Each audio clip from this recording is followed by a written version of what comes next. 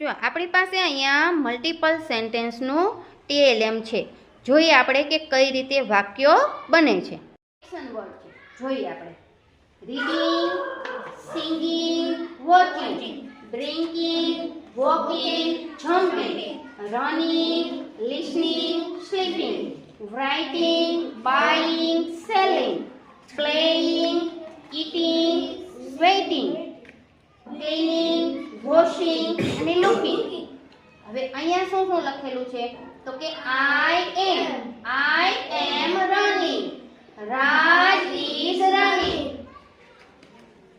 we are running, he is running, she is running, they are running, it is running, you are running. આ રીતે વાક્યો છે એક એકને લેતું જવાનું. I am writing, I am playing, I am cleaning, I am reading, I am drinking. પછી અહીંયા I am walking, I am jumping. તો કેટલા બધા વાક્યો થાય, ઘણા બધા વાક્યો આ રીતે આપણે બનાવતા જવાનું છે.